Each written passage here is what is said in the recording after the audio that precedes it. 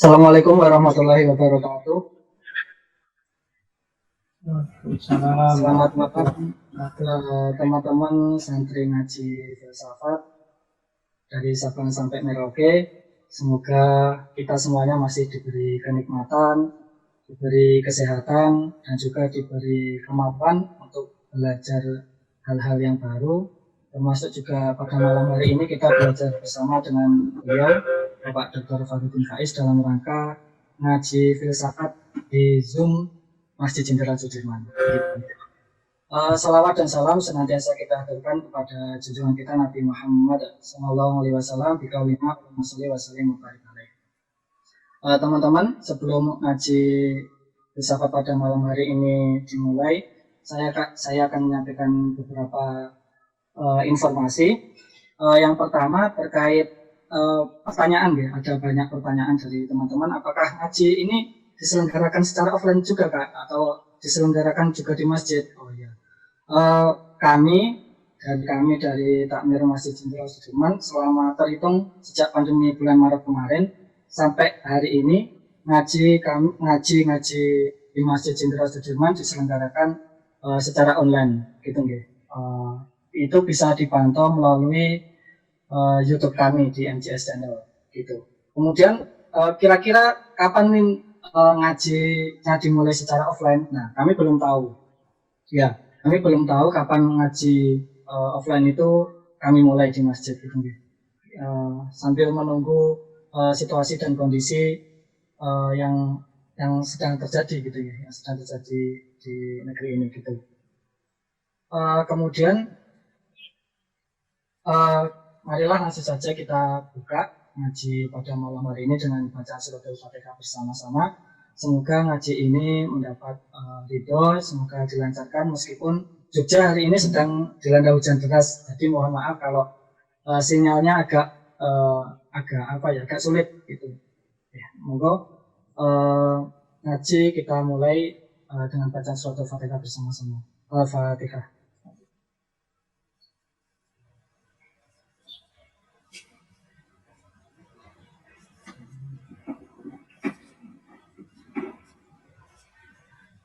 Amin amin ya rabbal alamin. Kepada beliau Bapak Dr. Farudin Faiz, waktu dan tempat saya persilahkan. Oke, baik. Bismillah. Assalamualaikum warahmatullahi wabarakatuh. Waalaikumsalam warahmatullahi wabarakatuh. Bismillahirrahmanirrahim. Alhamdulillahirabbil alamin. Wa bihi nasta'inu ala umurid dunya waddin. Allahumma sholli wa sallim wa barik ala habibina wa syafi'ina sayyidina wa maulana Muhammadin wa ala alihi wa ashabihi wa man tabi'ahum bi ihsanin ila yaumiddin. Amma ba'du. Bismillah walhamdulillah, teman-teman. Malam hari ini kita bisa melanjutkan istiqomah kita dalam ngaji filsafat. Malam hari ini situasinya mungkin agak berbeda. Malam hari ini kita laksanakan lewat Zoom. Jadi ya ada kelemahan, ada kelebihannya. Kalau kajian langsung dalam jaringan gini, mohon hatinya yang longgar. Karena biasanya kadang-kadang sinyal itu naik dan turun. Suara kadang muncul, kadang hilang. Oke, jadi tapi ya insya Allah dengan model semacam ini kita sebentar-sebentar bisa saling menengok wajah kita masing-masing. Semoga saudara-saudara, teman-teman yang mengikuti ngaji malam hari ini senantiasa dikaruniai kesehatan. Baik, sebagaimana yang sudah kita rancang, tema kita malam hari ini adalah muhasabah.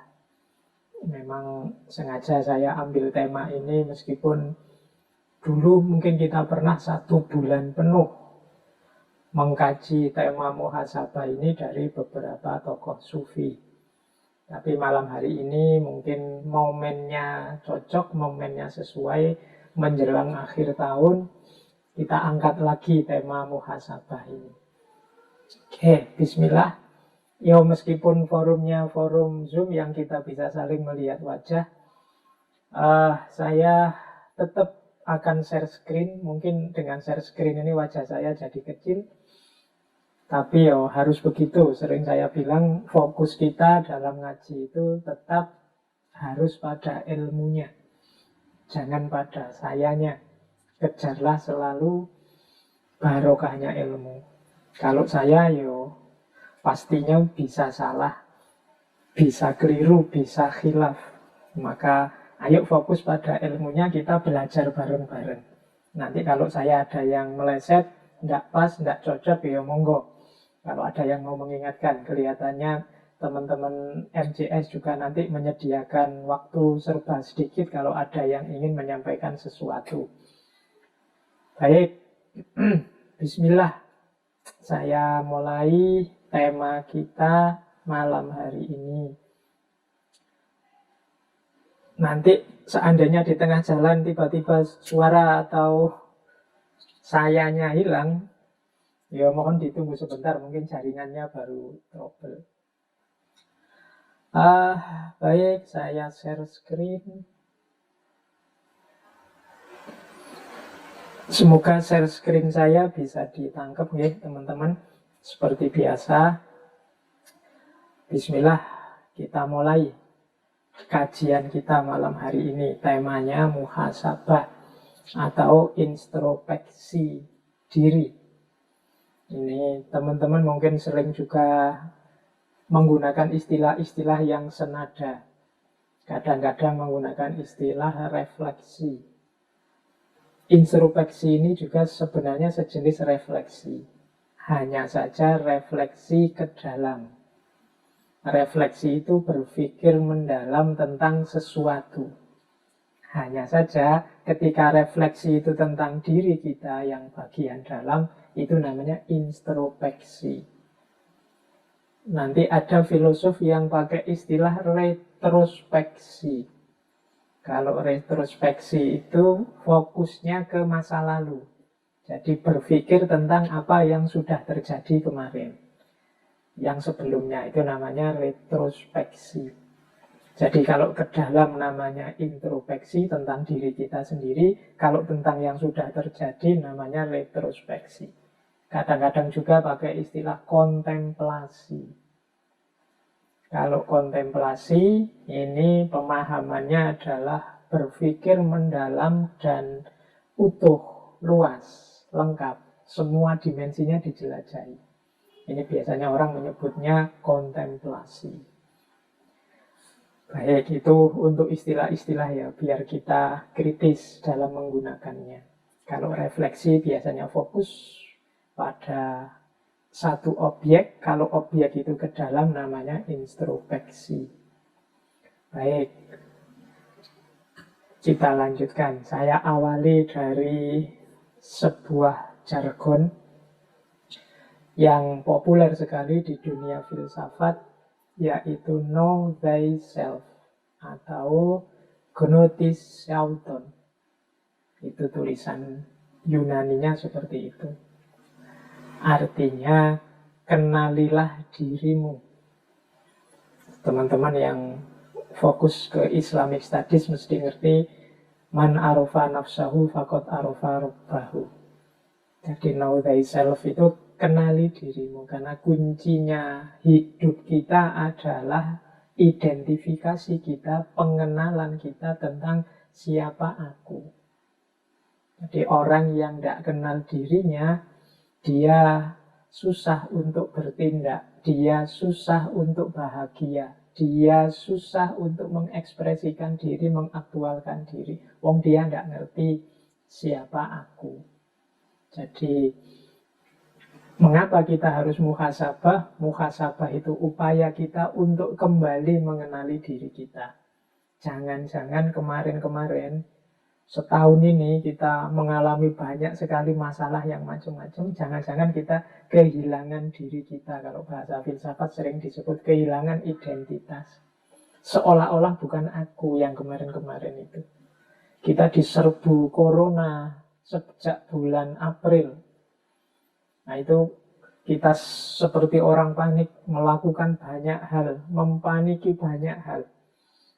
Nah itu mungkin di tengah-tengah sela-sela kegelisahan, kegalauan, kepanikan kita itu ada beberapa bagian yang kita kehilangan jati diri. Seolah-olah kita ini bukan kita yang biasanya. Kita lupa kalau kita itu ya manusia. Yang manusia itu sangat wajar kalau kadang ya sakit, kadang ya sehat.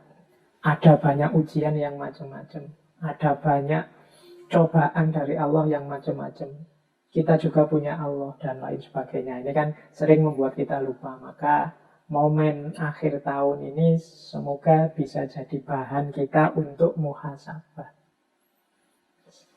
Oke, yo malam hari ini saya tidak akan ngomong detail isinya muhasabah apa. Saya hanya nanti saya arah-arahkan saja, saya beri kerangka-kerangka, mungkin bermanfaat untuk teman-teman menjalani muhasabah. Karena yang tahu siapa dirimu yo kalian sendiri. Jadi akan lebih indah kalau muhasabah ini teman-teman melakukannya sendiri. Mungkin besok malam sendirian, nyari momen yang hening, lakukan dengan jernih, nilailah dirimu sendiri.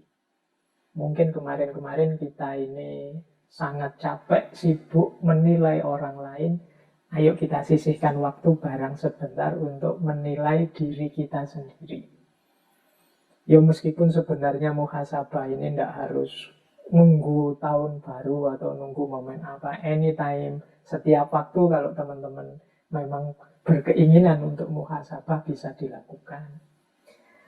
Silahkan nyari momen sendiri. Misalnya tidak setuju, Pak, malam tahun baru itu kan bukan malam kita, Pak, itu malamnya kelompok sana. Bukan, ya monggo lah kalau punya pendapat seperti itu. Tapi tetap harus punya momen tersendiri untuk muhasabah, menilai diri kita.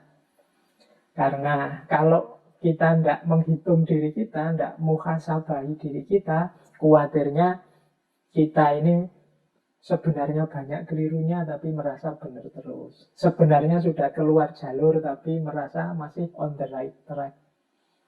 Nah, jadi inilah pertimbangan saya mengapa sebenarnya dulu sudah bolak-balik saya sampaikan tentang muhasabah. Malam ini saya angkat lagi untuk sekedar mereview beberapa materi kita. Siapa tahu akhir tahun ini ada gunanya untuk teman-teman bermuhasabah. Baik, jadi patokannya itu ya. Kalau dari filsafat, know thyself. Ini sebenarnya maksim atau kalimat quotes yang disampaikan pertama kali oleh filosof pertama, yaitu Thales. Tapi kata-kata ini juga dipakai oleh Socrates. Kemudian dipakai juga oleh muridnya Plato. Pythagoras juga memakai ini. Heraklitus memakai ini. Ada lagi filosof yang saya ingat pakai kalimat ini, Solon. Solon ini tokoh yang menjadi founding father-nya demokrasi di Athena. Karena memang kalimat ini khas Yunani kuno. Baik, ini untuk memancing kita saja. Nah, kalau ini dulu saya sampaikan pada sesi muhasabah ketika kita membahas Imam Hasan al-Basri. Jadi ini kalimat-kalimat dari Imam Hasan al-Basri. Silahkan teman-teman nanti direview lagi. Dulu kita 1 bulan membahas tentang muhasabah. Jadi menurut Imam Hasan al-Basri, seseorang tidak akan dapat predikat takwa sampai dia melakukan muhasabah kepada dirinya sendiri lebih ketat dibandingkan seorang teman yang bermuhasabah terhadap temannya. Jadi ini agak berat ini. Menurut Imam Hasan al-Basri justru ini hubungannya dengan ketakwaan. Berarti di antara cirinya orang yang bertakwa adalah dia mampu dan mau melakukan muhasabah. Lebih ketat daripada ketika dia menilai temannya. Kita ini kan canggih kalau menilai teman. Kita ini luar biasa kalau mengomentari orang lain. Kalau tidak percaya, yo silahkan cek medsos-medsos kita itu kan perlombaan komentar, perlombaan menilai orang lain secara luar biasa. Padahal Imam Hasan Al-Basri dibalik oleh beliau, justru kalau kita lebih ketat memuhasabahi diri sendiri, menunjukkan derajat atau level ketakwaan kita. Ya meskipun kalau kita sedang menilai diri kita sendiri, tidak harus diposting di medsos. Atau kalau mau diposting di medsos, ya dibikin privat saja. Oke, nah yang kedua, ini saya untuk mengantarkan kita dulu, biar situasi batinnya nyambung dengan muhasabah. Seorang hamba akan berada dalam kebaikan selama dia mampu menasehati dirinya dan selalu menghisap dirinya. Kemudian yang ketiga, di antara tanda-tanda Allah berpaling dari seseorang ialah Allah menjadikan kesibukannya pada perkara-perkara yang tidak bermanfaat baginya. Ini untuk memagari muhasabah tadi ya, bahwa kita ini sering melakukan hal-hal yang tidak penting, hal-hal yang tidak urgent dalam kehidupan kita. Hati-hati, jangan-jangan itu isyarat bahwa Allah mulai menjauh dari kita, Allah mulai berpaling dari kita. Maka perlu kita sering muhasabah untuk ngitung-ngitung, yang saya lakukan ini manfaat apa enggak, penting apa enggak. Baik, ini pengantar dari Imam Hasan Al-Basri tentang pentingnya muhasabah. Semoga teman-teman masih ingat ketika dulu kita banyak membahas tentang para sufi, termasuk yang membahas muhasabah. Baik, nah kita awali sekarang muhasabah kita dengan menengok status jiwa kita. Ini kalau saya Inggriskan state of soul. Ini saya ngambil dari Imam Ghazali, saya mengambil dari Syekh Abdul Qadir Jailani, saya mengambil juga dari Imam Mawardi. Pernah juga menjelaskan level-levelnya jiwa. Nah, ayo kita lihat. Dari 4 level ini kita ada di mana? Jadi ada kondisi jiwa yang paling rendah, kondisi jiwa yang amarah. Kemudian lebih tinggi satu level, kondisi jiwa yang lawamah.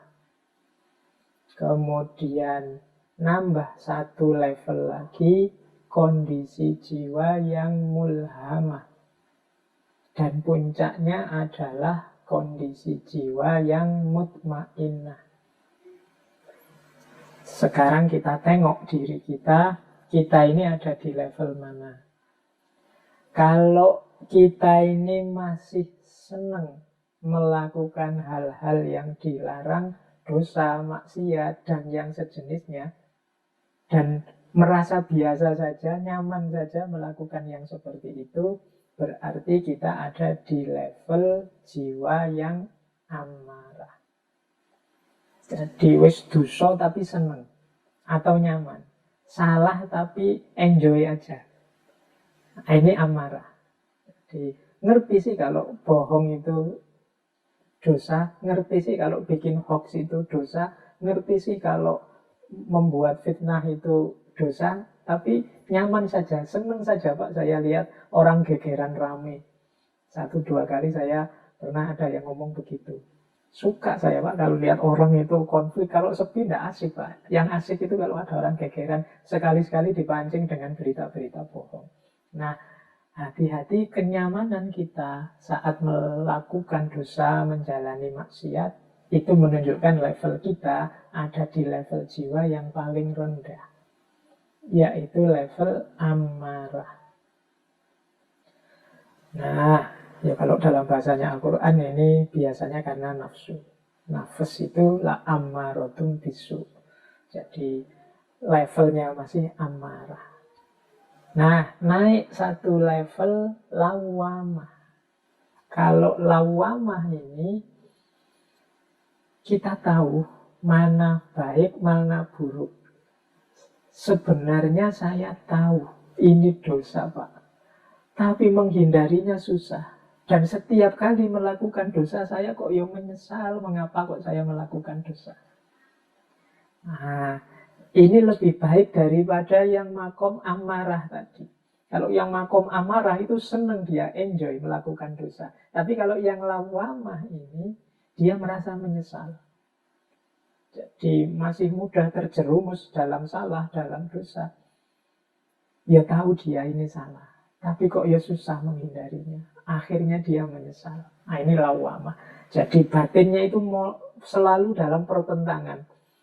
Jadi saya tahu ini salah, saya tahu ini tidak baik, saya tahu ini tidak seharusnya. Ini pertarungan terus. Tapi yang menang adalah yang buruk. Yang menang adalah yang dosa. Meskipun nanti akhirnya dia menyesal. Nah, ini kondisi jiwa lawamah. Ayo sekarang kita lihat ya, tengok ke dalam diri kita. Pernah nggak ngalami yang begitu? Dari sekian pertarungan antara baik dan buruk dalam diri kita, yang menang yang mana? Kalau yang menang yang buruk dan kita tidak menyesal, berarti kita ada di level amarah. Tapi kalau yang menang yang buruk dan kita menyesal sekali, kita ada di level lawamah. Naik satu level lagi ada mulhamah. Ini dari kata-kata ilham. Nah, ini sama, dalam dirinya pertarungan antara yang baik dan yang buruk. Tapi dalam pertarungan ini yang baik menang. Jadi sukses. Meskipun kadang-kadang itu ada tambahannya. Kadang-kadang masih rindu kepada nikmatnya nafsu, nikmatnya dosa. Nah, jadi misalnya yang biasa minum terus tarung, wah alhamdulillah Pak saya sekarang tidak minum, tapi yo membayangkan minum itu enak jadi Pak, itu mulhamah. Alhamdulillah Pak saya sekarang sudah tidak curang lagi, saya jujur terus. Tapi dulu Pak waktu saya suka curang itu asik sekali Pak, saya banyak untung itu, untungnya banyak waktu saya curang itu. Nah ini mulhamah. Jadi yang menang kebaikan dalam dirinya, meskipun kadang-kadang ada bersitan-bersitan dalam jiwa kita untuk, wah dulu ya waktu saya masih muda itu masih suka motoran, masih suka itu ganggu orang malam-malam itu, wah rasanya dulu itu asik, itu mulhamah. Sekarang nggak lagi sih, ngerti karena itu salah. Tapi masih ada sedikit-sedikit kerinduan ke masa lalu, padahal masa lalu itu mungkin sesuatu yang tidak sepantasnya, atau kesalahan, atau kekhilafan. Nah ini berarti levelnya mulhamah. Jadi yang dipilih sudah benar kebaikan, meskipun masih ada sedikit-sedikit keinginan untuk melakukan yang salah. Dan puncaknya nafas, state of soul yang paling puncak adalah mutmainnah. Mutmainnah ini jiwa yang stabil, tenang, mantap dalam kebaikan. Kalau ini sudah tidak ada pertarungan lagi. Jadi sudah mantap, stabil dalam kebaikan. Jangan lupa kalau di surat Al-Fajr itu ya ayatuhan nafsul mutmainnah irji'i ila rabbiki radiyatan mardiyah. Nanti yang bisa mulus langsung hadir ke hadapan Allah adalah jiwa-jiwa yang makomnya sudah mutmainnah. Berarti jiwa yang sudah stabil, tenang, mantap, nyaman dalam kebaikan. Ayo. Nah, ini bahan pertama untuk teman-teman besok mungkin mau muhasabah. Ayo dicek level jiwa kita ada di mana. Kita ini masih tergolong amarah, lawamah, mulhamah, atau mutmainnah. Jadi mari sibuk dengan diri kita dulu. Nggak usah pakai teori ini untuk nuding-nuding orang lain. Ayo dibereskan dulu diri kita.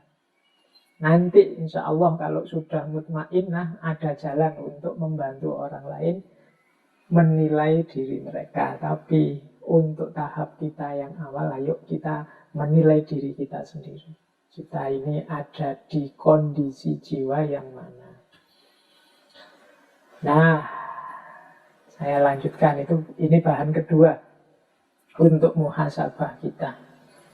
Jadi Semoga kita tidak lupa hakikat kehadiran kita di muka bumi ini adalah lillahi wa ilaihi roji'un. Sesungguhnya kita ini dulu asalnya dari Allah, kehadiran kita diridhoi oleh Allah, tapi mengemban misi untuk kembali lagi kepada Allah. Nah, manusia dengan segala karakternya, apakah kelebihan maupun kekurangannya, itu membawa misi ilaihi roji'un. Maka semangat muhasabah adalah semangat menilai rute perjalanan kita. Apakah memang rute kita ini sudah lurus ilaihi roji'un? Ibaratnya GPS-nya ini sudah benar enggak, kita ini arahnya nanti akhirnya Allah. Atau jangan-jangan kita sudah melenceng jauh. Atau jangan-jangan kita selama ini mandek saja, tidak berkembang-berkembang. Nah, jadi bahan kedua untuk muhasabah, ayo dicek perjalanan kita ilaihi roji'un yang benar apa enggak. Semua yang kita lakukan, kalau ini ilaihi roji'un, berarti segala yang kita lakukan harusnya membuat kita lebih dekat kepada Allah. Kayak kalau teman-teman mau melakukan perjalanan, itu kan setiap waktu perjalanan bertambah, kita semakin dekat dengan tujuan. Kalau memang tujuan kita Allah, ilaihi roji'un, berarti apapun yang kita lakukan, baik dalam bentuk kata, perbuatan, pikiran, itu harusnya membuat kita lebih dekat dengan Allah. Berarti perjalanan kita sudah benar.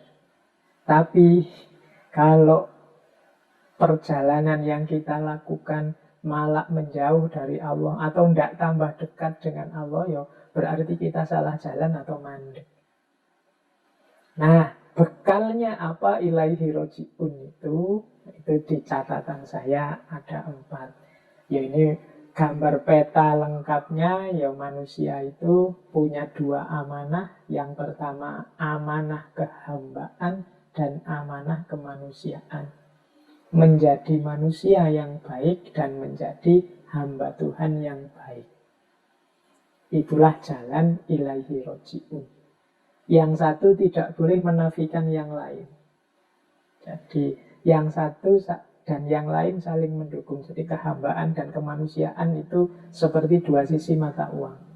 Kalau kita jadi manusia yang baik, berarti sekaligus saat itu kita juga hamba yang baik.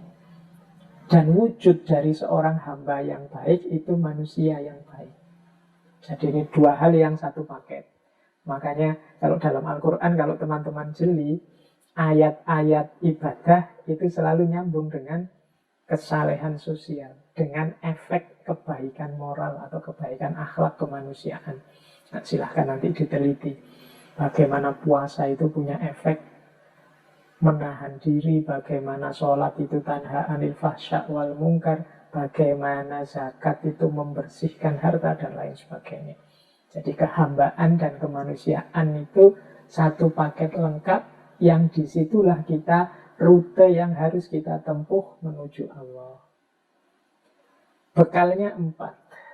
Jadi yang pertama adalah pengetahuan, yang kedua kesadaran, yang ketiga kebaikan, dan yang keempat perbaikan. Nanti satu-satu saya jelaskan. Kalau pengetahuan jelas, tidak mungkin kita bisa ilaihi roji'un tanpa ilmu.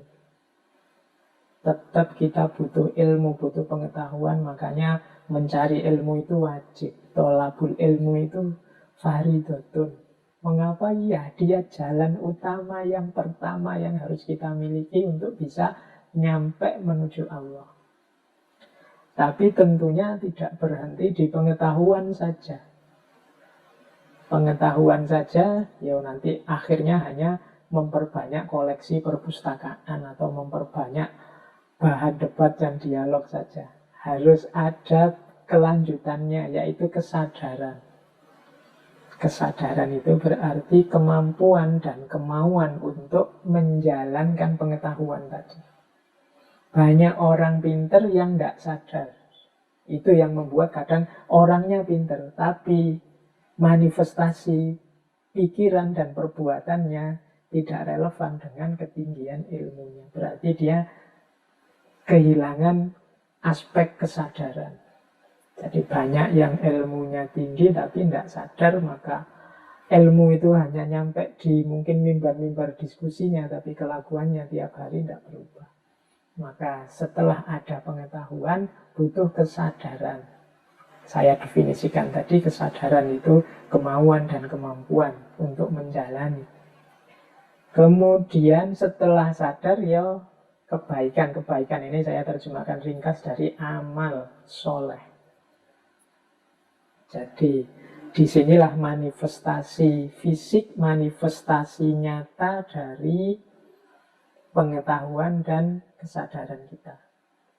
Jadi ya tahu, ya mau, dan akhirnya dijalankan beneran. Nah, ini 3 level pertama: pengetahuan, kesadaran, kebaikan. Nah, yang keempat, ini karena kita tahu bahwa hidup kita ini tidak sempurna, kita ini banyak kekurangan-kekurangan, kita ini banyak kelemahan-kelemahan, maka pengetahuan dan kebaikan yang kita jalani juga sifatnya selalu perlu diperbaiki. Jadi selalu perlu ditingkatkan lagi. Maka ada unsur yang keempat, yaitu perbaikan. Jadi perbaikan ini maksudnya berarti ya kita tidak berhenti merasa diri kita sudah tahu dan sudah benar, baik dalam pikiran maupun perbuatan, tapi kita juga sadar bahwa kita ini perlu ditingkatkan lagi, perlu lebih baik lagi, lebih baik lagi. Makanya di situ yang keempat saya tulis perbaikan. Jadi pengetahuan, kesadaran, kebaikan, dan perbaikan. Ini jalan kita ilaihi roji'un.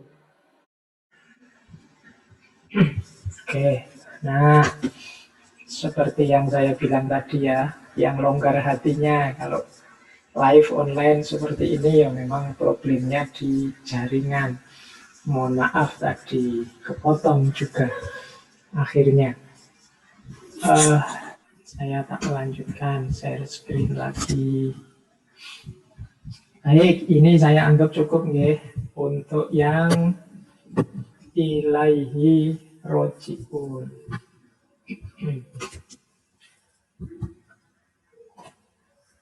Baik, saya lanjutkan lagi. Ini yang pertama tentang pengetahuan. Saya tahu hari ini problem kita untuk pengetahuan bukan kita ini tidak tahu atau kurang pengetahuan. Tapi kita ini hari ini diserbu oleh gelombang pengetahuan yang tidak ada habis-habisnya. Tiap hari kita berhadapan dengan medsos, dengan laptop, dengan HP, bahkan forum-forum kajian semacam ini sepanjang pandemi ini saya kira sudah jumlahnya ribuan. Nah, gelombang pengetahuan yang luar biasa menyerbu kita. Maka menurut saya penting hari ini kita introspeksi dengan, ini saya bawa kategori-kategorinya Imam Ghazali dari Ihya. Jadi mari kita filter pengetahuan, mari kita filter wawasan keilmuan yang menghampiri kita. Imam Ghazali punya kategori ilmu itu ada kalanya mahmudah, ada kalanya mazmumah. Jadi pengetahuan atau ilmu itu punya kategori mahmudah, punya kategori mazmumah. Mahmudah itu berarti terpuji, mazmumah itu tercela. Terpuji atau tercela itu bisa karena isinya, bisa karena prosesnya, bisa karena hasil atau efeknya. Jadi kalau Imam Ghazali menjelaskan yang isinya mazmumah itu jenis-jenis ilmu yang merusak. Imam Ghazali mencontohkan ilmu sejenis ilmu sihir, ilmu santet, dan yang seperti itu. Mungkin hari ini termasuk ilmu-ilmu yang mungkin untuk menipu orang, membuat hoax, membuat berita palsu, dan lain-lain. Itu perlu kita beri kategori ilmu yang mazmumah. Kita tidak perlu ngerti yang seperti itu. Kita kejar saja yang mahmudah. Ada juga sebenarnya ilmunya mahmudah, tapi proses kita mencari atau proses kita menyampaikannya tercela. Mungkin mencari ilmunya dengan cara, kalau di kampus itu model plagiat, atau mencari ilmunya dengan cara beli buku bacaan misalnya. Nah, itu bahasa saya itu mazmumah dari sisi prosesnya. Hati-hati, nanti jangan sampai ilmunya tidak barokah dari situ. Atau dari sisi hasil atau efeknya. Hasil atau efeknya ini ya berarti manfaat dan mafsadatnya. Ilmunya benar, prosesnya benar, tapi ternyata kurang manfaat. Isinya malah merusak. Mungkin penggunaannya tidak tepat. Nah, di situ ada kategori-kategori. Ini saya bahasa Indonesiakan dari Ihya itu. Ada ilmu itu yang diyakini saja. Ada yang harus dipahami.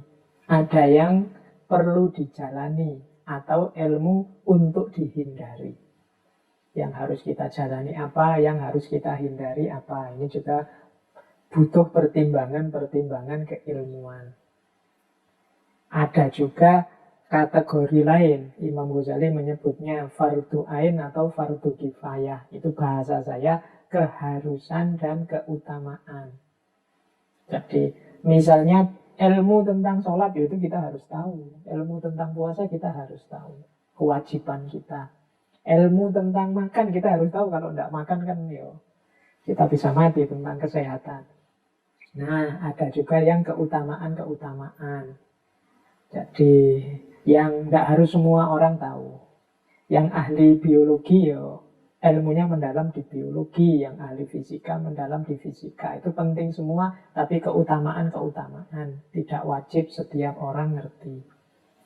Ada juga yang bukan keharusan, bukan keutamaan, tapi kesia-siaan. Kesia-siaan itu kita capek-capek belajar, kita capek-capek mencari ilmu, hanya habis tenaga, habis waktu. Nah, itu kesia-siaan namanya. Tidak ada gunanya sama sekali, tidak ada manfaatnya. Capek-capek lihat debat, lihat diskusi, lihat TV, tapi kok hasilnya apa? Tidak tahu. Malah tambah sumpek, tambah rusak. Itu kesia-siaan. Jadi itu 3 kategori keilmuan versinya Imam Ghazali. Jadi ada yang fardu ain, ada fardu kifayah. Nah, yang terakhir kalau ini kita mesti ngerti ya, manfaat dan mafsadat. Ilmu itu membawa kebaikan ataukah membawa kerusakan.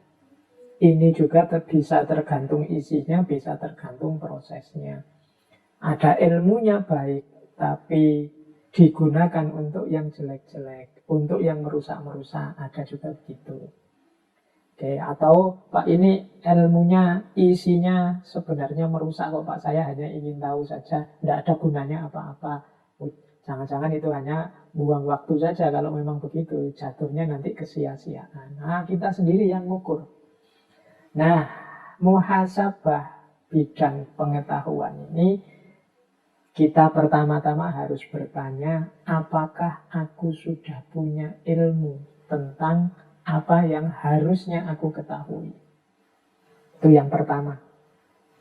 Setelah itu baru yang lain, yang keutamaan. Kemudian boleh ditanyakan wawasan-wawasan, upaya-upayaku menambah ilmu selama ini ada enggak sih yang jatuhnya kesia-siaan? Atau jangan-jangan hanya merusak pikiranku saja.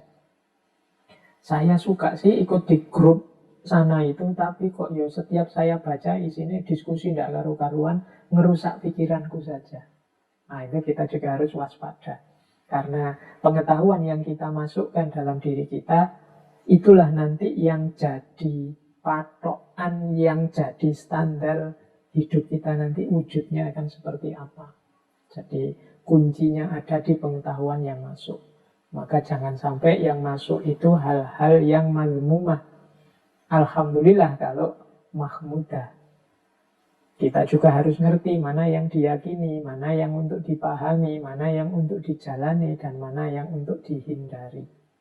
Yang dihindari pun kita harus tahu, karena jangan sampai harusnya kita hindari, tapi malah kita jalani. Harusnya kita jalani, kita hindari. Ada yang cukup diyakini, tapi ada yang perlu dipahami. Dipahami berarti difikirkan secara mendalam. Ada ilmu khususnya.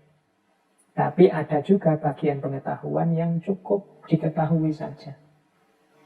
Nah, jadi ayo level muhasabah untuk pengetahuan, kita tengok isi pikiran kita selama ini. Kalau ada yang hanya sia-sia, tidak ada gunanya, apalagi yang mafsadat, atau ada yang madmumah, mari secara sengaja kita sisihkan dari isi kepala kita.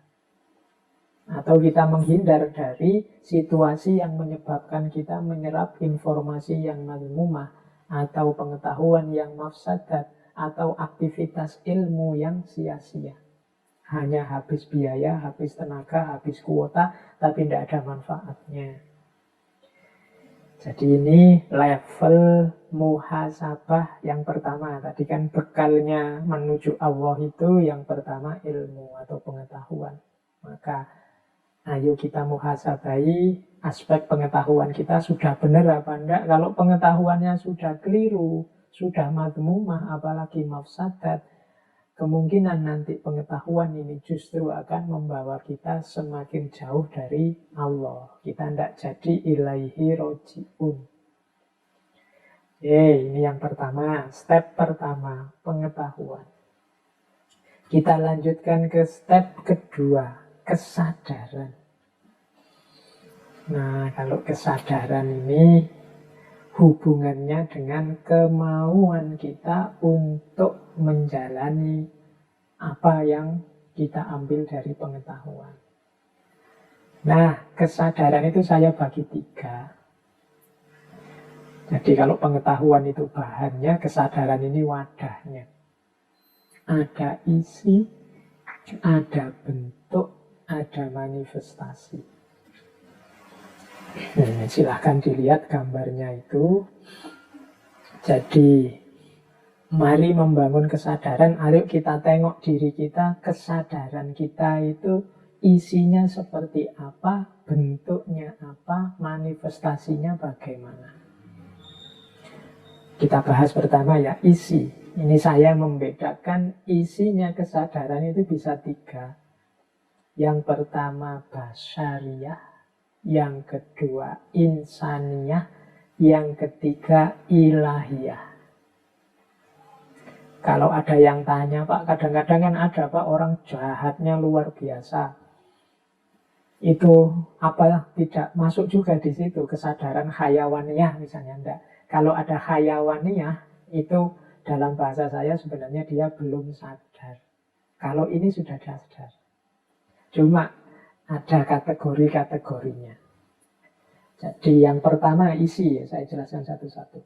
Kesadaran basyariyah itu kesadaran pemenuhan kebutuhan kemanusiaan fisikal saja. Itu basyar. Jadi kebutuhan makan, kebutuhan minum, kebutuhan berhubungan dengan orang lain, kebutuhan untuk menikah, kebutuhan yang fitri-fitri, fitrah-fitrah kemanusiaan itu kebutuhan basyariyah. Nah, tidak salah orang punya kesadaran basyariyah, tapi tidak boleh melampaui batas. Jadi kalau melampaui batas, jadinya negatif. Makan itu bagus, kurang makan atau kebanyakan makan, jelek. Jadi menikah itu utama, seks itu bagus, tapi berlebihan di situ atau kekurangan di situ, itu negatif. Jadi ini kesadaran basyariyah. Orang tidak boleh berhenti di situ saja harusnya. Tapi itu harus dilewati basyariyah itu. Tidak boleh orang, Pak, saya demi hidup untuk Allah saja saya tidak menikah Pak, atau saya tak puasa terus Pak, atau saya tak sholat malam terus Pak. Tidak manusiawi. Kalau tidak manusiawi, bahkan oleh Rasulullah dimarahi. Itu nanti kan ada hadisnya, faman rawiba an sunnati falaisa minni. Wong Rasul juga menikah, Rasul juga tidur, dan juga sholat malam, Rasul juga puasa dan juga buka puasa. Jadi ini kesadaran basyariah, dipenuhi secukupnya dan jangan berhenti di situ. Orang yang berhenti di kesadaran basyariah, ya level kemanusiaan dan level ketuhanannya tidak tergarap. Fokusnya hanya isi perut, ingin sukses dan berhasil di level kategori-kategori pemenuhan kebutuhan. Biasanya terus berlebihan di situ. Itu level kesadaran basyariah. Kalau ada orang bilang begini misalnya, loh, saya mencari rezeki dengan segala cara, kadang-kadang bohong itu kan tidak masalah. Ini kan demi anak istri, demi memenuhi kebutuhan dasar dalam keluarga misalnya. Itu orang yang pikiran semacam ini, kesadarannya berarti levelnya masih basyariah. Jadi ya hanya di level materi saja, pemenuhan kebutuhan fisik saja. Tidak salah, tapi dia belum utama. Jadi itu ya, masih lebih bagus daripada orang yang kesadarannya kesadaran hayawannya. Yang kesadarannya, kalau bahasanya Al-Quran, bahkan asfala safilin, lebih rendah daripada binatang. Basyariah ini sudah kesadaran kemanusiaan, tapi fokusnya hanya pada aspek duniawiyahnya saja. Nah, naik satu level ada kesadaran insaniyah. Ini sudah masuk kesadaran kemanusiaan yang lebih tinggi. Sudah masuk dimensi ilmu, sudah masuk dimensi budaya, akal budi, peradaban. Disinilah manusia berperan sebagai khalifahnya dengan segala karakter-karakter yang baik. Ini kesadaran insaniyah. Jadi bagaimana manusia menggunakan akal budinya untuk mengelola kehidupan, tidak sekedar memenuhi kebutuhannya. Nah, ini kesadaran level 2. Disinilah manusia di level khalifah. Yang untuk ini Allah wa'allama adamal asma'a kullaha. Nah, yang ketiga isi kesadaran adalah kesadaran ilahiyah. Kesadaran ilahiyah itu fokusnya jiwa kita, orientasinya hanya Allah saja. Nah, ini kesadaran ilahiyah namanya. Oke, jadi ada basyariyah, insaniyah, ilahiyah. Ayo kita tengok dalam dirimu masing-masing, kesadaranmu isinya apa sekarang. Kalau yang kamu pikir hanya, Pak, kapan saya lulus, kemudian dapat ijazah, kemudian cari kerja, kemudian kawin, kemudian punya anak, membesarkan anak, itu saja yang ada di pikiranmu, ya berarti engkau ada di kesadaran basyariyah. Tidak salah, cuma perlu kamu naikkan lagi levelnya biar tidak hanya itu. Karena kehadiranmu di muka bumi tidak hanya untuk cari uang kemudian membesarkan anak berketurunan, tapi ada misi yang lebih mulia. Atau kalau di pikiranmu, Pak, saya sekarang itu berpikir apa yang bisa saya sumbangkan, apa yang bisa saya berikan untuk masyarakat, bagaimana cara saya meningkatkan kualitas diri saya, bagaimana saya bisa memberikan yang terbaik untuk orang-orang sekeliling saya. Alhamdulillah kesadaranmu adalah kesadaran insaniyah. Atau yang ada di pikiranmu adalah, Pak, saya melakukan semua yang menurut saya benar, semua yang menurut saya baik, itu hanya demi Allah saja. Saya menghadirkan Allah dalam setiap langkah, setiap pikiran, setiap apapun yang saya lakukan. Itu berarti kesadaranmu adalah kesadaran ilahiyah. Jadi ada kesadaran basyariyah, insaniyah, ilahiyah. Nah, ayo kita muhasabah diri kita ini isinya apa sekarang kesadarannya. Yang sibuk muncul di pikiran kita itu apa? Basyariyah, insaniyah, atau ilahiyah. Itulah level kesadaran kita. Terus bentuknya sekarang. Kalau bentuknya kesadaran itu saya rangkum jadi 3. Itu ada kesadaran kewajiban, ada kesadaran kebutuhan, ada kesadaran cinta. Ini sering saya sampaikan di beberapa kali pertemuan. Jadi kalau kewajiban itu berarti ya engkau orang baik, melakukan segala jenis kebaikan, tapi sifatnya karena engkau merasa itu kewajibanmu. Kalau kewajiban itu kan seperti aturan yang dibebankan. Bahkan ada kesan dipaksakan. Harus kamu lakukan. Itu kewajiban. Jadi sudah baik. Cuma rasanya masih beban. Mengapa engkau sholat? Ya karena umat Islam wajib sholat. Ini rasanya kan beban. Kalau boleh libur tidak sholat, alhamdulillah. Nah, itu berarti masih kewajiban. Kok mau puasa 1 bulan? Ya orang Islam ya wajib. Tidak salah bahwa orang Islam itu wajib, tapi kalau berhenti hanya di kewajiban, ya rasanya puasa itu beban. Nah, sudah benar kewajiban, tapi ada yang lebih tinggi, yaitu kebutuhan. Jadi kalau kewajiban itu kan seolah-olah yang butuh bukan saya sholat ini wajib, kalau boleh saya tidak sholat, karena tidak merasa butuh terhadap sholat. Maka ada yang lebih tinggi, yaitu kebutuhan. Saya sholat, Pak, sebagai manusia saya butuh sholat. Pengen hati saya tenang. Saya butuh puasa untuk melatih menahan diri. Nah, ini level kebutuhan. Ada, sudah lebih bagus daripada kewajiban meskipun ada pamrihnya. Pamrihnya apa? Kebutuhan. Ada yang kau inginkan. Nah, yang paling tinggi itu level cinta. Kalau level cinta ini sudah tidak memikirkan dirinya lagi. Orang mencintai itu kan tidak egois. Yang difikirkan adalah yang dicintai. Maka ini disebut level paling tinggi. Kadang orang menyebutnya ikhlas. Jadi, mengapa engkau sholat? Allah suka kalau saya sholat. Semuanya lillahi ta'ala, hanya untuk Allah saja. Nah, ini level ketiga. Jadi, kesadaran kita tadi yang basyariyah, insaniyah, ilahiyah, itu ada di level kewajiban, ataukah level kebutuhan, ataukah level cinta. Mari kita muhasabai. Kalau kita merasa semua ini beban dalam hidup kita, berarti levelnya masih kewajiban. Kalau kita masih punya banyak pamrih-pamrih yang lain selain Allah, selain lillahi ta'ala, levelnya kebutuhan. Tapi kalau kita sudah tidak egois memikirkan apa yang saya dapat, keuntungan apa yang saya peroleh, berapa pahala yang saya panen, yang penting Allah ridho padaku, levelnya level cinta. Nah, kesadaran inilah nanti yang kita manifestasikan dalam hidup.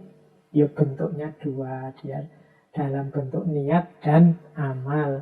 Dilaksanakan dan niat. Kalau orang kewajiban, niatnya ya level kewajiban. Kalau orang kebutuhan, niatnya level kebutuhan. Saya sedekah biar dapat balasan dari Allah 70 atau 700 kali lipat. Itu levelnya level kebutuhan. Tapi kalau lillahi ta'ala, niatnya ya level cinta. Cara memahaminya begitu. Nah, ayo kita muhasabai kebaikan-kebaikan kita.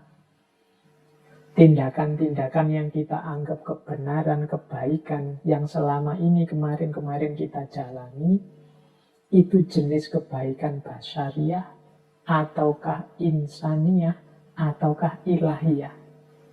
Kemudian kita jalankan kebaikan itu sebagai kewajiban, atau untuk memenuhi kebutuhan, atau representasi dari cinta kita kepada Allah. Nah, ini mari kita muhasabah ya, level yang saya sebut pertama berarti level yang rendah, tambah naik, tambah tinggi.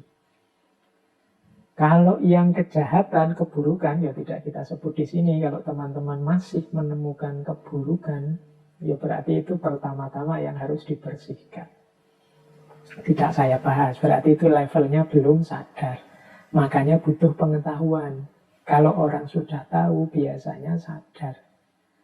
Nah, saya lanjutkan biar tidak berlama-lama. Kalau sudah sadar kan terus dijalani kebaikan. Kalau ini aktivitas konkretnya.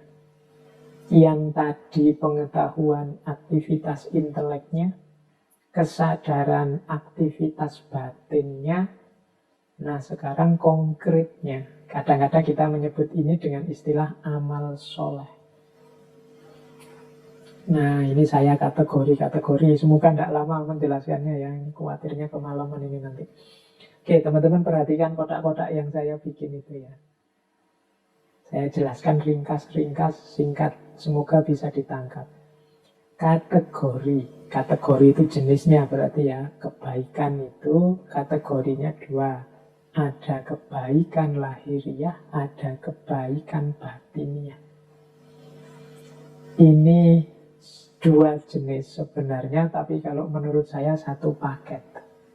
Lahiriah dan batiniah itu satu paket, seperti dua sisi mata uang. Amal soleh kita yang lahiriah itu tidak bernilai kalau tidak diiringi oleh batin yang juga soleh.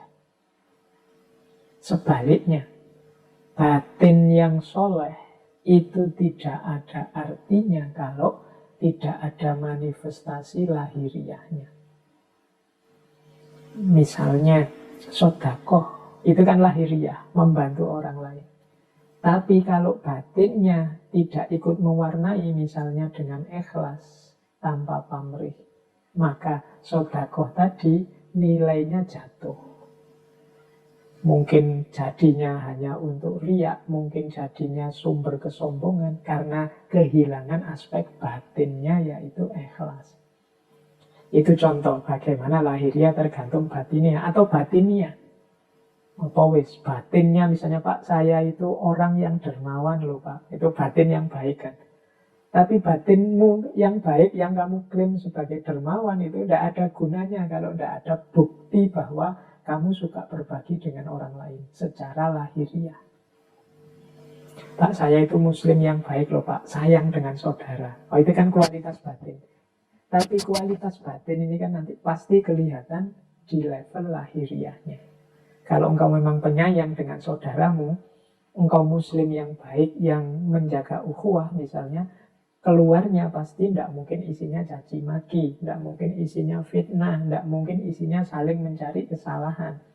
Nah, ini batiniah yang termanifestasikan dalam lahiriah. Makanya saya sebut meskipun dua jenis yang berbeda, amal soleh yang lahiriah dan batiniah, tapi ini seperti dua sisi mata uang yang saling menyempurnakan.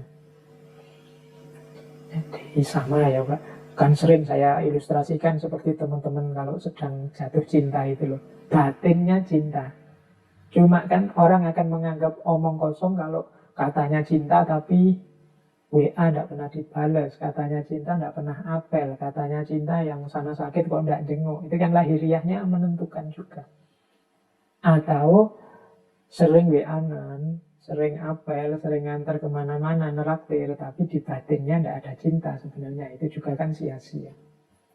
Nah, jadi lahiriah dan batiniah itu satu paket lengkap dalam konstruksi amal kebaikan. Nanti ini di level muhasabah, untuk kebaikan-kebaikan yang kita lakukan sudah utuh dan sempurna apa belum. Amal-amalku yang lahiriah ini sudah didukung oleh sikap batin yang benar apa belum. Ketika aku mengajar misalnya, mungkin di antara teman-teman ada yang ustadz atau guru atau dosen di kampus, ini batinku isinya apa? Apakah mengajar yang mulia itu ternyata batinku bunyinya adalah ini hanya sekedar mencari uang, ini hanya profesi, ini hanya kewajiban, kalau bisa ya tidak seperti ini. Nah, ini akan menentukan kualitas apakah ngajar kita itu memang benar-benar mulia atau tidak. Ya, jadi itu yang pertama. Jadi amal soleh, mari kita muhasabai, ini sudah lengkap lahir batinnya apa belum.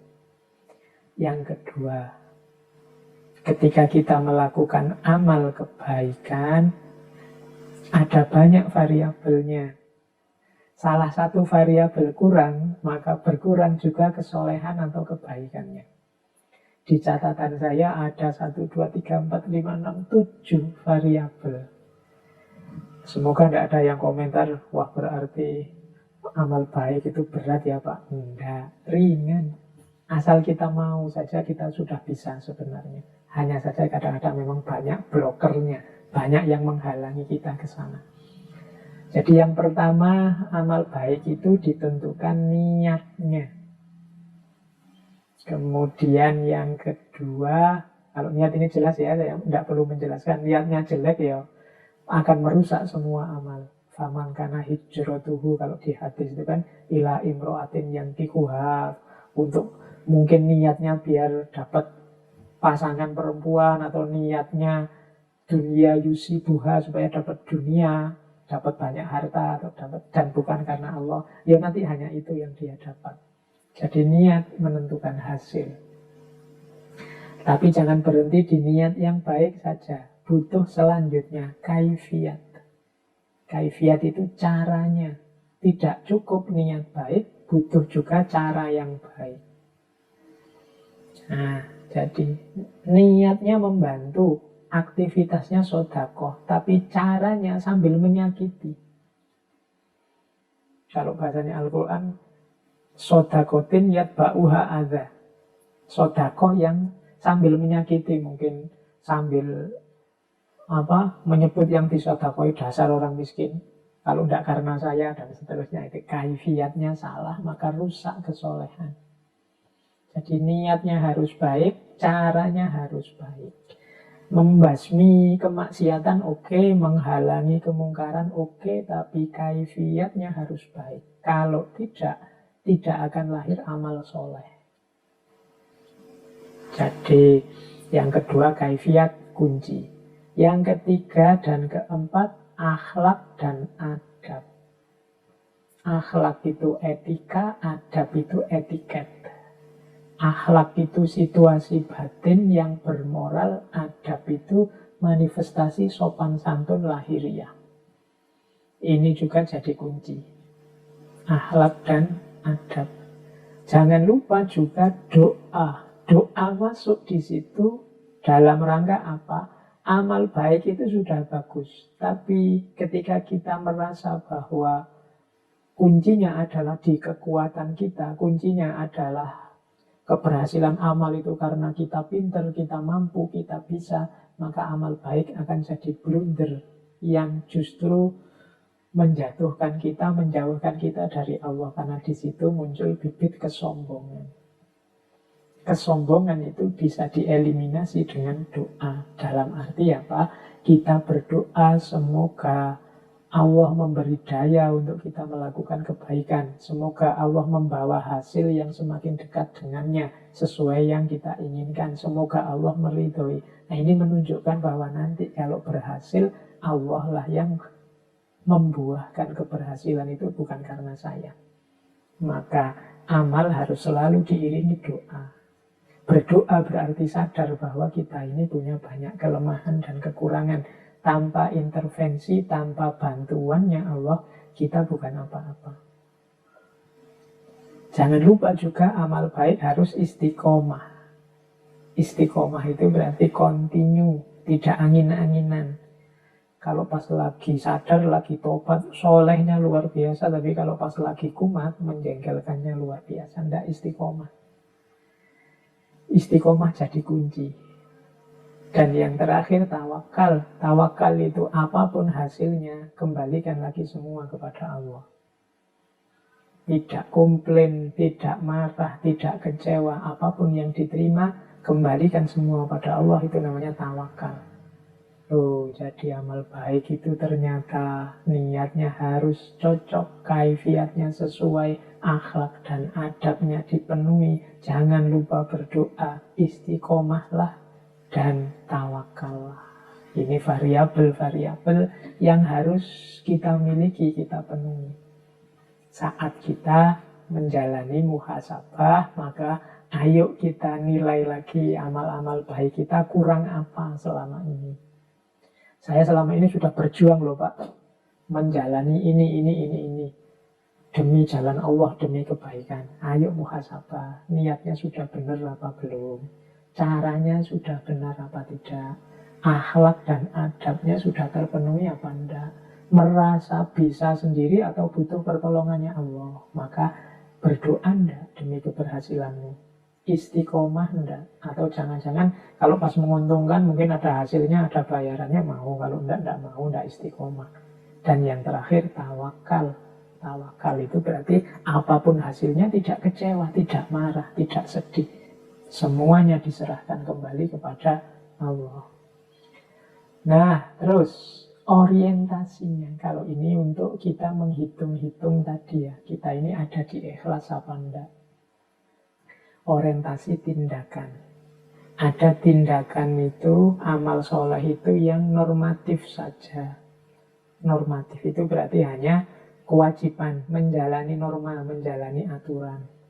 Puasa karena perintah Al-Quran, sholat karena perintahnya Nabi, dan seterusnya. Itu tidak salah, cuma ya levelnya kewajiban, normatif. Kemudian ada teleologis. Teleologis itu tindakan yang bertujuan. Saya melakukan ini biar batin saya tenang, Pak. Saya melakukan ini biar orang-orang rukun, Pak. Itu teleologis namanya. Ada komunikatif. Komunikatif ini tindakan hasil kesepakatan bersama. Ya kalau dalam agama misalnya, saya pakai kunut, Pak, karena saya ikut madhabnya ini. Dan di madhab ini pakai kunut kalau sholat. Nah itu tindakan bersama namanya, tindakan komunikatif. Ada tindakan yang dramaturgik. Dramaturgik itu tindakan yang sifatnya ingin membangun citra. Makanya istilahnya drama.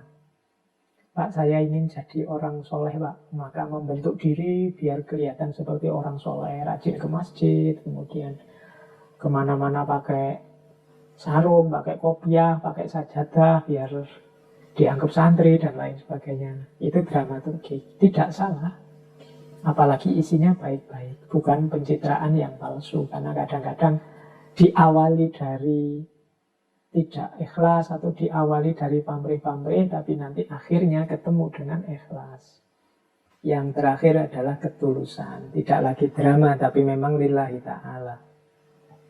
Jadi mari, kalau kita melakukan amal baik, ini hanya karena tuntutan norma-norma, aturan kewajiban, atau ada tujuan-tujuan khusus, atau komunikatif, ini hasil kesepakatan bersama, atau dramaturgik.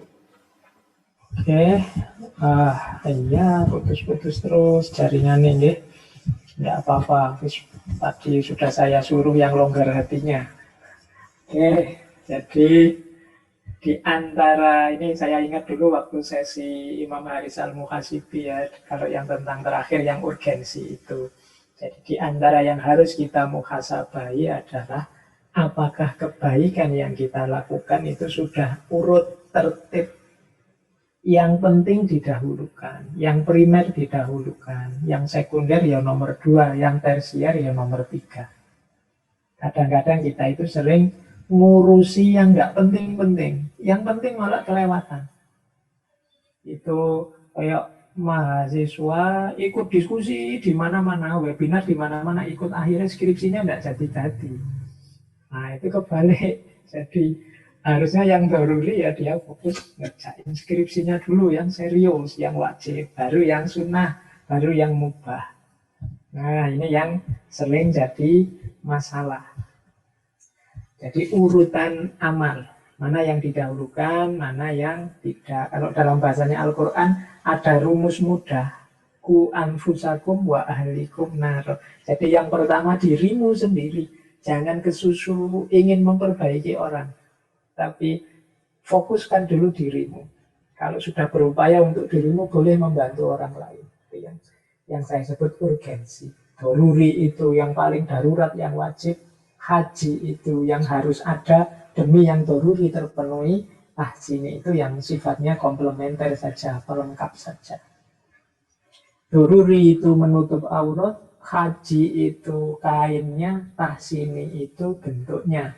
Boleh sarung, boleh celana, itu kalau di usul fikih. Tapi kalau dalam amal perbuatan, ya mana yang harus kita dulukan.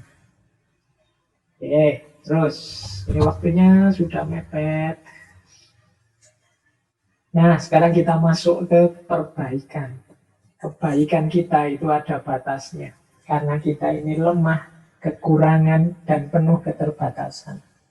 Orang yang tidak sadar perbaikan ini biasanya terus dia mandek di amal soleh tadi. Dia merasa sudah baik. Padahal ada kelanjutannya. Setelah kebaikan masih harus ada perbaikan. Mengapa kita harus perbaikan? Karena kita itu tidak mesti benar, tidak mesti baik. Orang sering lupa. Jadi yang paling akhir ini yang paling sering dilupakan yaitu aspek perbaikan. Kenapa kita itu harus sadar kita itu lemah, kurang, terbatas. Bahkan yang kemarin kita anggap benar bisa jadi besok atau lusa tidak relevan lagi sebagai kebenaran. Dulu sebelum corona, sebelum pandemi, itu silaturahmi itu utama. Tapi setelah pandemi ini ya jangan banyak silaturahmi, kita disuruh jaga jarak. Dulu itu kan keakraban, kedekatan. Kalau sholat di masjid, itu kan rapatkan barisan. Itu kebenaran zaman itu, sebelum pandemi. Imamnya sampai, ayo yang rapatkan barisan. Tapi begitu ada pandemi, kebenaran rapatkan barisan itu kan sudah tidak relevan. Situasinya tidak mendukung. Disinilah gunanya kita masuk ke level perbaikan ini, yang sifatnya terus-menerus. Makanya setelah kesadaran kelemahan kita ada taklim, iktibar. Taklim itu belajar terus, iktibar itu mengambil pelajaran dari peristiwa yang kita alami sehari-hari. Setelah itu muhasabah, menghitung loh hasilnya taklim sama iktibar itu nanti jadi bahan muhasabah. Nah, dari situ kita terus taubat, tazkiyatun nafas. Kita bersihkan yang keliru-keliru, kita singkirkan yang tidak cocok. Kalau sudah bersih, kita jalankan yang lebih baik. Itu yang saya sebut islah. Amal baik. Orangnya disebut muslih, yang melakukan perbaikan. Jadi kita ini harus selalu jadi selain mukmin, kita juga harus muslih. Orang yang melakukan kesolehan, melakukan islah. Nah, ini sebelum kita akhiri, saya tidak tahu mungkin masih ada waktu serba sedikit nanti untuk sedikit tanya jawab. Jadi inilah teman-teman, ayo kita muhasabai diri ya. Ini level-level prosesnya untuk perbaikan. Jadi yang paling dasar tetap ya dosa. Masih banyak tidak dosa-dosa yang kita lakukan. Jadi level perbaikan yang ini adalah tentang dosa yang paling dasar. Kalau masih banyak dosa ya berarti kita masih harus sibuk membereskan tentang dosa ini. Nah, setelah dosa beres, dalam arti kita bukan orang yang banyak melakukan dosa atau tidak ada lagi dosa-dosa yang secara sengaja serius kita lakukan. Mungkin ada yang kecil-kecil tidak sengaja. Berarti kita sudah sukses di level perbaikan pertama. Mari naik satu level lagi. Yaitu apa? Sirna, segala keterikatan di luar diri. Ini saya pakai kata-kata sirna, biar teman-teman tidak terlalu merasa tinggi. Kalau dalam bahasa Arab itu biasanya pakai istilah fana. Jadi fana itu sirna. Makanya fana fillah itu orang yang sirna di dalam Allah. Nah, ini level-levelnya fana. Fana paling dasar adalah sirnanya segala dosa. Setelah itu apa? Sirnanya segala keterikatan duniawi di luar diri. Jadi kita tidak lagi terikat dengan harta, tidak lagi terikat dengan jabatan, bahkan anak, istri, keluarga. Tidak terikat itu maksudnya tidak segala-galanya demi harta, segala-galanya demi jabatan atau anak atau keluarga. Tidak. Jadi sudah bisa menomorsatukan Allah. Sudah tidak lagi terikat oleh hal-hal yang sifatnya duniawi. Ini level 2. Ada level ketiga, yaitu sirnanya kesombongan diri. Sirnanya kesombongan diri ini biasanya orang yang sudah sukses di level pertama dan level kedua perbaikan. Begitu dia sukses, wah saya sudah tidak banyak dosa lagi. Saya sudah tidak terikat lagi dengan hal-hal yang duniawi. Kemudian dia merasa, alhamdulillah aku sukses, aku bisa, aku mampu. Berarti aku ini hebat. berarti aku ini orang pilihan, berarti aku ini orang yang besar, berarti macam-macam. Itu biasanya tantangan selanjutnya adalah dirinya sendiri atau ego. Jadi, nah, setelah mengalahkan dosa-dosa kegelapan, kemudian mengalahkan dunia di sekelilingnya, kemudian yang ketiga adalah mengalahkan egonya. Baru kemudian puncaknya adalah semuanya sirna kecuali Allah saja. Semuanya tidak penting kecuali Allah. Yang nomor satu dalam hidup, satu-satunya adalah Allah saja. Nah, ini level yang keempat, perbaikan. Jadi kalau sudah sampai yang atas itu, yaitu nanti makom paling tinggi kalau dalam dunia tasawuf. Saya tidak tahu teman-teman ada di level mana, tapi semoga kita sudah memulai muhasabah diri untuk melakukan perbaikan-perbaikan step by step. Apakah itu di level dosa, ataukah di level keterikatan, ataukah di level kesombongan, ataukah di level ego diri kita sendiri di hadapan Allah. Baik, yang terakhir, ini yang paling akhir adalah, ini kalau bahasa saya spiritual blocker. Jadi ini mari kita muhasabahi diri kita. Jangan-jangan masih punya kualitas-kualitas 10 ini. Ini 10 yang akan memblokir perjalanan kita menuju Allah. Inilah nanti di antara penghalang kita saat kita ilaihi roji'un. Yang pertama apa, teman-teman? Menunda-nunda.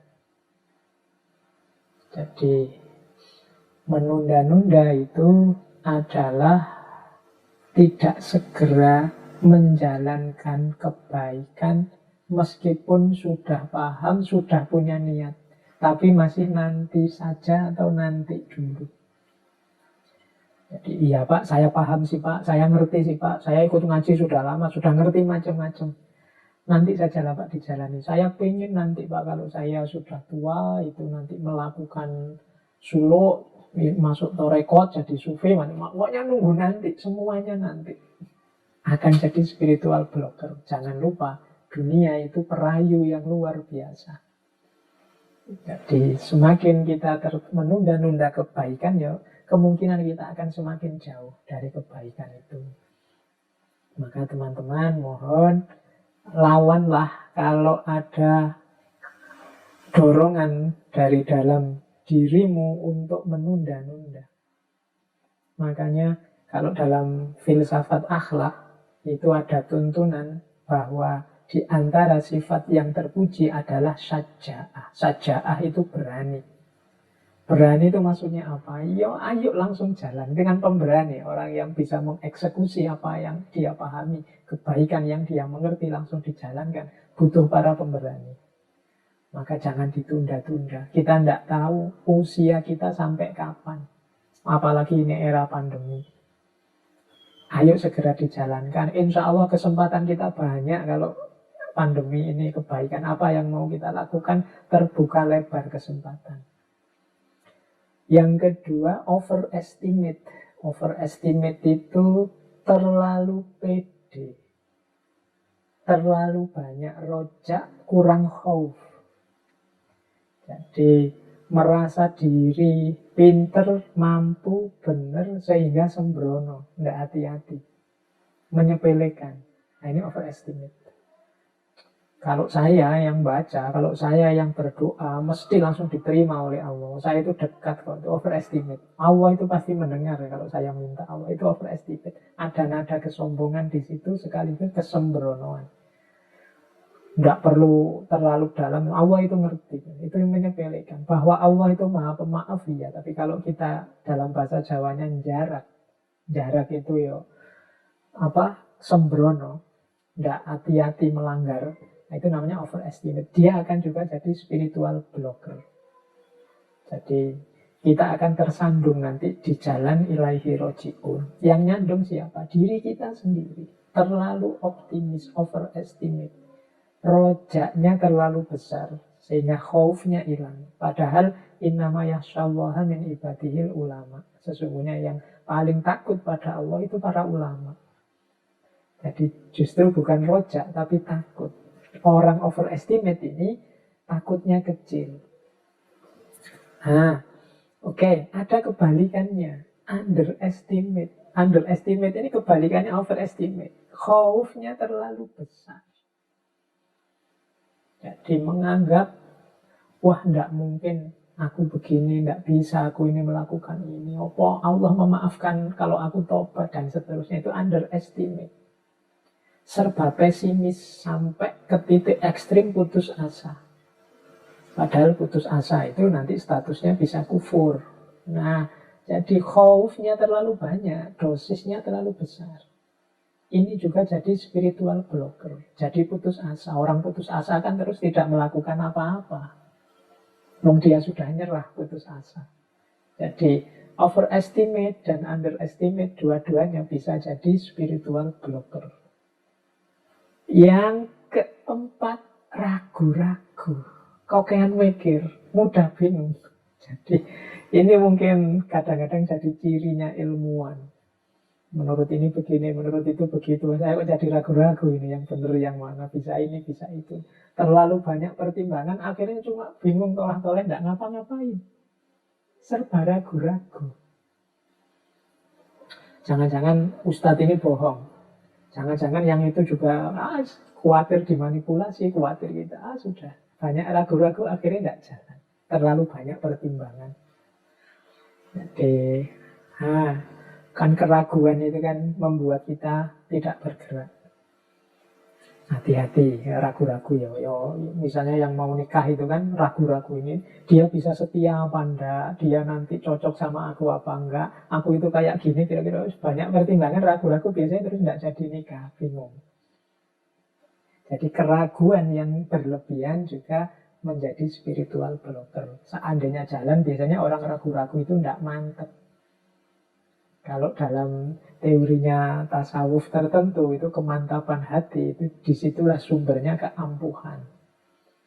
Kalau saya sering ilustrasikan, kalau kita berdoa kepada Allah, yakin dikabulkan 100%, insya Allah 100%, Allah akan mengabulkan. Tapi kalau kita ragu-ragu, misalnya 50% saja keyakinan kita doa dikabulkan, ya insya Allah nanti hadirnya pengabulan juga 50%.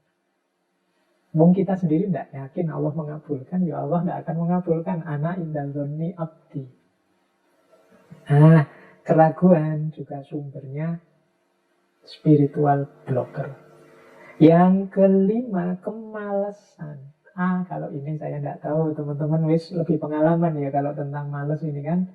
Jadi ngertilah ya bagaimana dahsyatnya power of kemalasan ini. Jadi silahkan dinikmati, dipahami bagaimana kadang-kadang ini menjadi spiritual blocker. Apalagi pandemi ini, wis pokoknya waktu kita 50% hanya untuk rebahan saja. Oke, jadi ayo kita introspeksi. Kebosanan ini untuk teman-teman yang biasanya sudah baik, sudah jalan. Cuma kemudian setelah waktu berjalan lama, kehilangan rasa. Apa nek bahasanya kehilangan rasa itu? Tidak ada gerennya lagi sehingga bosan. Ya ilustrasinya misalnya teman-teman yang mendawamkan sholat malam atau sholat duha itu. Mungkin awal-awal itu rasanya menyentuh, mendalam. Tapi lama-lama rasanya kayak formalitas, tidak ada rasanya sama sekali. Nah itu kebosanan. Makanya sering sekali saya tekankan ayo istiqomah, ayo istiqomah. Karena kebaikan itu di tengah jalan akan ketemu dengan kebosanan. Ketika kita mendawamkan, mengistiqomai lawan ini. Karena dia juga akan jadi spiritual blocker. Dia akan menghalangi jalan kita menuju Allah. Nah, yang selanjutnya keterikatan. Kalau ini tidak harus saya jelaskan detail. Di banyak sesi sudah saya jelaskan bagaimana semakin kita terikat oleh banyak hal, ya semakin kita tidak akan fokus untuk kembali kepada Allah ilaihi roji'un. Kemudian yang ke-8, pamrih duniawi. Ini juga sama seperti keterikatan. Targetnya hanya duniawi. Jadi capek-capek tahajud targetnya adalah biar kaya. Targetnya adalah biar dapat istri cantik. Targetnya adalah biar lulus ujian. Ya sampai di situ saja perjalananmu. Kalau hanya pamrih keduniaan. Kemudian kurang bersyukur. Isinya sambat, isinya mengeluh. Ini jadi spiritual blocker. Pandemi ini saya lihat orang itu isinya mengeluh semua. Orang lupa bahwa ya mungkin di satu dimensi kehidupan kita yang ini itu isinya bencana. Tapi di banyak dimensi yang lain itu isinya anugerah demi anugerah. Cuma kita terdistraksi, kita hanya fokus pada bencana ini. Melupakan banyak sisi lain yang sifatnya anugerah. Sehingga kita akhirnya jadi tidak bersyukur. Seolah-olah Allah itu hanya memberi kesulitan saja. Oke ya, jadi kurang bersyukur juga jadi spiritual blocker. Orang selalu mengeluh, menganggap bahwa Allah sudah kehilangan Rahman Rahimnya. Padahal dalam Al-Quran kan jelas, la in syakartum la azidannakum wa la in kafartum inna adzabi lasyadid. Orang yang kurang bersyukur, orang yang tidak bersyukur, itu bahkan oleh Allah akan diazab. Inna adzabi lasyadid. Tidak hanya dianggap salah atau dihentikan nikmatnya, tapi oleh Allah akan diazab. Maka jadilah hamba yang bersyukur. Apapun keputusan yang terjadi berarti itu keputusannya Allah dan kita ridhoi. Dan yang terakhir, su'udzon. Su'udzon itu prasangka buruk pada apapun, pada siapapun, termasuk pada Allah. Ini juga spiritual blocker. Jadi menganggap, wah ini Allah ini mesti sedang marah sama kita, murka sama kita. Wah Allah sedang tersinggung ini Allah. Nah ini su'udzon. Kita ini dibenci mesti oleh Allah. Ini su'udzon. Pada Allah, pada manusia juga begitu. Menganggap orang jahat, menganggap orang ini rusak, menganggap orang ini menginginkan keburukanku dan lain sebagainya. Ini su'udzon. Ini juga spiritual blocker. Jadi teman-teman, di antara bahan muhasabah untuk besok malam, itu menurut saya antara lain, ayo sifat-sifat yang menunda atau menghalangi perjalanan kita menuju Allah, yang seperti saya sebut 10 ini, kira-kira hidup tidak dalam diri kita. Kalau ada, ayo berjuang untuk membersihkannya. Karena ini nanti tidak hanya untuk urusan agama yang ilaihi roji'un, urusan apapun, termasuk hal-hal duniawi yang menjadi tanggung jawab kita, silahkan direnungi bahwa 10 hal itu juga akan menjadi penghalang. Studimu misalnya, bagi yang masih mahasiswa, kalau kalian masih punya sifat menunda-nunda, terlalu pede atau pesimis, atau ragu-ragu, atau males, atau bosenan, atau kamu sibuk dengan yang lain, terikat dengan yang lain, atau kamu punya pamrih-pamrih target-target yang di luar studimu, atau kamu komplain terus, kurang bersyukur, apalagi suudzon, ya studimu akan susah selesai. Itulah spiritual blocker menurut saya. Maka silahkan dimuhasabai. Kalau saya bilang tadi, yang saya sampaikan malam hari ini ya cuma wadah-wadahnya, kerangka-kerangkanya. Teman-teman nanti yang mengisi sesuai situasi masing-masing. Baik. Ya, kalau ini rangkuman dari semuanya tadi untuk inna lillahi wa inna ilaihi roji'un adalah aspek pertama, rodiyah. Rodiyah itu kita ridhoi apapun keputusan Allah. Tidak kita keluhi, tidak kita protes, tidak kita komplain. Kita terima. Kalau bahasanya Nietzsche itu jasachen, mengiyakan hidup. Setelah itu kita pelajari, kita cari ilmunya, kita cari hikmahnya. Setelah itu kita respon dengan amal-amal, dengan ikhtiar kebaikan. Dan kemudian hasilnya kita tawakali. Ini bahasa saya rodiyah level 2. Tadi tawakal. Ya saya beri contoh ya. Rodiyah pandemi misalnya. Kita ridho dengan keputusan Allah menakdir pandemi pada kita. Tapi kita tidak diam. Kita belajar tentang mekanisme pandemi.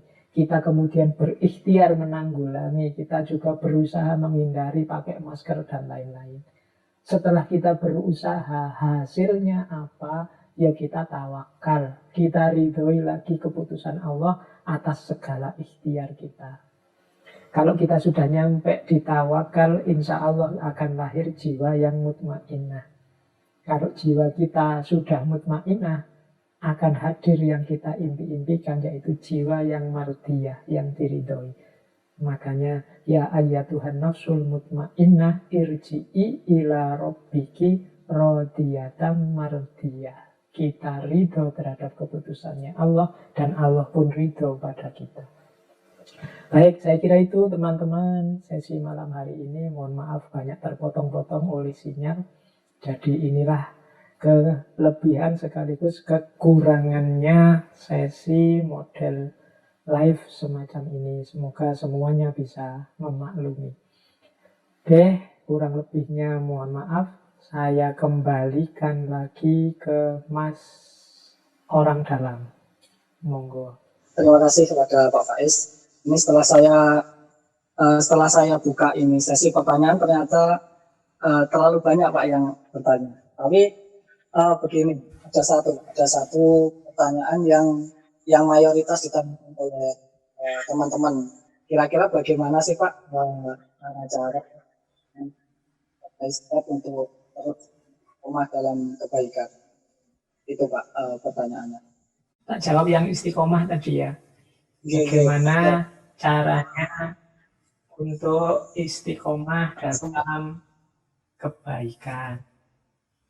Ya, karena memang saya bilang tadi, antara tantangannya kebaikan itu adalah istiqomah. Bukan itu tantangan tadi, menunda-nunda. Lawannya adalah keberanian. Beranian untuk mendorong diri. Itu ada keflat, rasa datar, rasa formalitas. Itu kebosanan. Lawannya adalah istiqomah. Jadi istiqomah itu justru obatnya. Jadi istiqomah itu membiasakan diri untuk melanjutkan amal kebaikan. Jadi tanpa bosan, tanpa jemu, meskipun rasanya hambar, meskipun rasanya kok ya bosan, tetap dijalankan. Ini namanya istiqomah. Ada kesan memaksakan diri sedikit iya. Tapi memaksakan diri di sini dalam rangka mendidik diri. Karena jiwa manusia itu butuh dibiasakan. Jadi kalau semakin kita biasakan, maka dia akan jadi karakter. Kalau sudah jadi karakter, maka nanti pada akhirnya yang terjadi kebalikannya. Justru kalau kita meninggalkan itu, rasanya tidak enak. Orang yang biasanya sholat malam, kemudian tidak sholat malam, itu kan rasanya tidak enak. Ini berarti sholat malamnya sudah jadi karakter. Di tengah-tengahnya pasti ada kebosanan. Tapi ketika kebosanan ini dilawan dengan istiqomah, lama-lama istiqomahnya menang. Kebaikan akan mendarah daging, mengintegral dalam dirinya jadi karakter. Jadi justru istiqomah itu solusinya, solusi dari kebosanan. Makanya dalam dunia tasawuf itu dikenal pandangan istiqomah itu lebih baik daripada 1000 karomah. Karena utamanya istiqomah itu. Makanya saya sering memberi tips teman-teman yang minta petunjuk apa yang harus dilakukan. Biasanya saya jawab, masuk yang kecil-kecil itu saja yang engkau secara kontinu, insya Allah nanti akan ketemu buahnya, akan ketemu hasilnya, dan kebaikan itu akan menjadi karaktermu. Oke, baik itu Mas Sugeng. Ini yang saya dengar. Mungkin kalau masih ada waktu bolehlah pertanyaan yang lain satu lagi. Ini ada pertanyaan titipan Pak dari YouTube. Titip tanya nggih, cara dan tangga kita ridho karena Allah bagaimana Pak? Gitu nggih pertanyaannya Pak. Jadi keridhoannya Allah hadir diawali dari keridhoan kita. Jadi teorinya jadi satu. Makanya kalau dalam Al-Quran itu istilahnya rodiyata mardiyah. Jadi rodiyahnya dulu baru mardiyah. Jadi berarti apa? Bagaimana kita tahu Allah ridho pada kita? Awalnya adalah kita ridho atau tidak terhadap keputusannya Allah. Tadi yang saya bikin skema tadi, kita meridhoi keputusan Allah, kemudian kita menjalankan ketetapan Allah itu sesuai jalur yang diinginkan oleh Allah, pada akhirnya hasilnya adalah mardiyah. Allah akan ridho pada kita.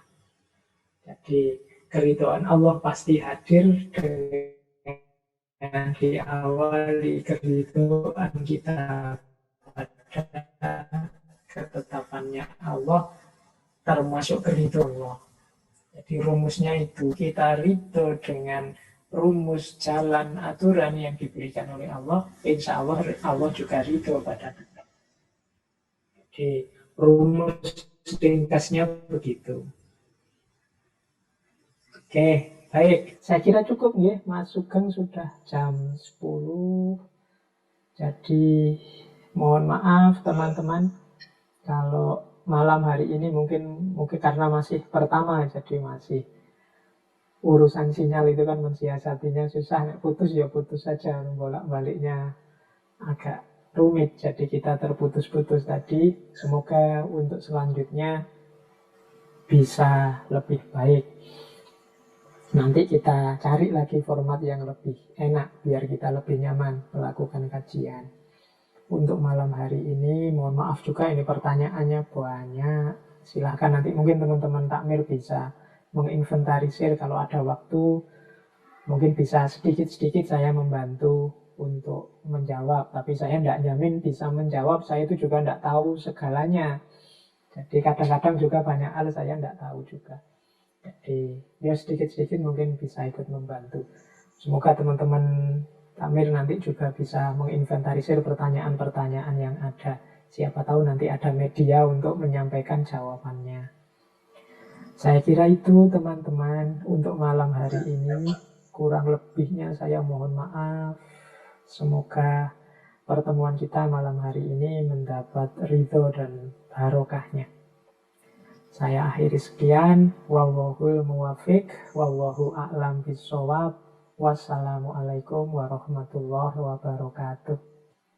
Waalaikumsalam warahmatullahi wabarakatuh. Terima kasih kepada Bapak Fahrudin Faiz untuk waktu dan penyampaian materinya. Semoga yang Pak beliau sampaikan bisa kita menyerap, bisa kita terapkan di kehidupan sehari-hari. Kemudian untuk pertanyaan-pertanyaan yang cukup banyak ini sudah kami catat. Nanti bisa kami kirimkan ke beliau Pak Faiz. Mungkin nanti jawabannya bisa melalui tulisan atau apa. Terima kasih. Untuk acara malam hari ini kami mohon maaf karena ada terpotong-potong itu. Dari kami kurang lebihnya mohon maaf. Ihdinas siratal mustaqim. Wassalamualaikum warahmatullahi wabarakatuh.